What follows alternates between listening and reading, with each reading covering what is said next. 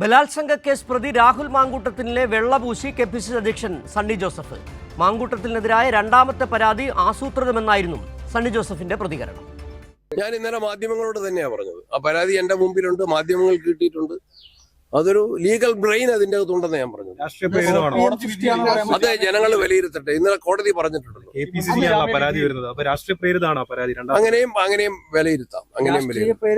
അതിനെ ഞാനത് പറയുന്നില്ല. അത് ആളുകൾക്ക് നന്നായിട്ട് അറിയും. ആ പരാതി എന്തിനാണ് എനിക്ക് കിട്ടുന്ന സമയത്ത് തന്നെ മാധ്യമങ്ങൾ കിട്ടിയല്ലോ. എന്തായിരുന്നു അതിന്റെ ലക്ഷ്യം? എന്തായിരുന്നു? ആ പരാതിക്ക് നന്നായിട്ട് അറിയാം അതാർക്കാണ് അയക്കേണ്ടതെന്ന്. പക്ഷെ എനിക്ക് അയച്ചു. ഞാൻ പറഞ്ഞ കാര്യം പറഞ്ഞത് തന്നെ. ആ പരാതി ആസൂത്രിതമായിട്ടുള്ള വെൽ ഡ്രാഫ്റ്റഡ് പെറ്റീഷൻ എന്നാണ് ഞാൻ പറഞ്ഞത്. വെൽ ഡ്രാഫ്റ്റഡ് ആണെങ്കിൽ പോലും അതിലെ ലീഗലായിട്ടുള്ള എതിർവശങ്ങൾ പ്രതിഭാഗം ചൂണ്ടിക്കാട്ടിയപ്പോൾ അതും കോടതി വിലയിരുത്തിയിട്ട് ഞാൻ ആ ഓർഡറും വായിച്ചു.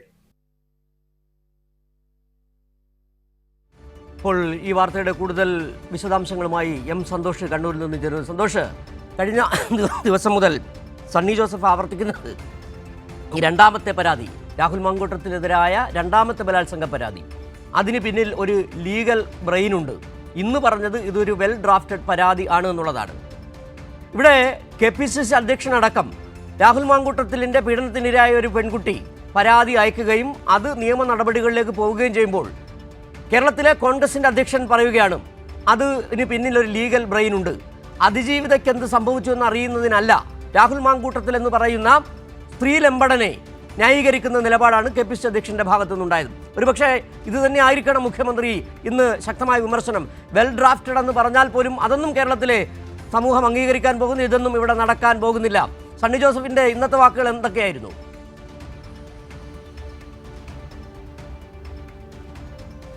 അതായത് സിജു, ഇന്നലെ രാവിലെ KPCC അധ്യക്ഷൻ സണ്ണി ജോസഫ് കണ്ണൂരിൽ നടത്തിയ വാർത്താ സമ്മേളനത്തിലാണ് ഇതുമായി ബന്ധപ്പെട്ട ആദ്യ പ്രതികരണം നടത്തിയത്. അതായത് രാഹുൽ മാങ്കൂട്ടത്തിനെതിരെ ലഭിച്ച രണ്ടാമത്തെ പരാതി, അതായത് KPCC അധ്യക്ഷൻ ലഭിച്ച് പിന്നീട് പോലീസിന് കൈമാറിയ ഇപ്പോൾ അന്വേഷണം നടക്കുന്ന ആ പരാതി ഒരു വെൽ ഡ്രാഫ്റ്റഡ് ആയ പരാതിയാണെന്നും അതിന് പിന്നിൽ ഒരു ലീഗൽ ബ്രെയിൻ ഉണ്ട് എന്നുള്ള കാര്യം ഇന്നലെയാണ് KPCC അധ്യക്ഷൻ ആദ്യമായി പറഞ്ഞത്. അദ്ദേഹം പറഞ്ഞത് കൃത്യമായും ഇങ്ങനെയായിരുന്നു.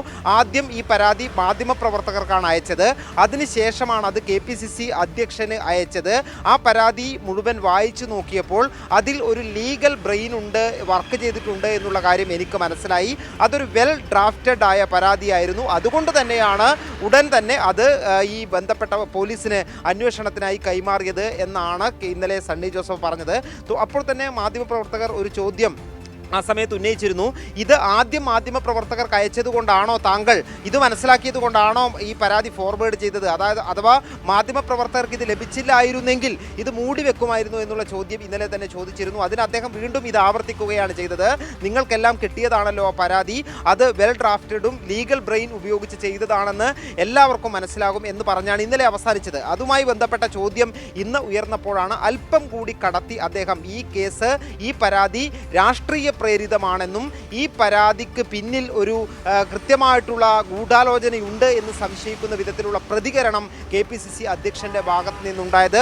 ആസൂത്രിതം എന്നുള്ള വാക്കാണ് അദ്ദേഹം അതിനുവേണ്ടി ഉപയോഗിക്കുകയും ചെയ്തത്. വളരെ കൃത്യമായും ഇത് ഈ വിഷയത്തിൽ, അതായത് രാഹുൽ മാങ്കൂട്ടത്തിലിനെ ന്യായീകരിക്കുന്ന ഒരു പ്രതികരണം KPCC അധ്യക്ഷന്റെ ഭാഗത്ത് നിന്ന് ഈ വിഷയത്തിൽ ഉണ്ടായിരിക്കുന്നു എന്നുള്ളത് തന്നെയാണ് ഏറ്റവും പ്രധാനപ്പെട്ട കാര്യം. ഈ പരാതിക്കാരിയായ രണ്ടാം പരാതിക്കാരിയെ അവർക്ക് ഒരു അതിജീവിത എന്നുള്ള പരിഗണന പോലും നൽകാതെ അതൊരു കെട്ടിച്ചമച്ച പരാതിയാണ് എന്ന് വരുത്തി തീർക്കാനുള്ള ശ്രമം KPCC അധ്യക്ഷന്റെ ഭാഗത്ത് നിന്ന് ഉണ്ടായതാണ് ഇന്നലെയും ഇന്നുമായി ഉണ്ടായിട്ടുള്ള പ്രധാനപ്പെട്ട ഈ KPCC പ്രസിഡന്റ് സണ്ണി ജോസഫിന്റെ പ്രതികരണങ്ങൾ എന്ന് പറയുന്നത്.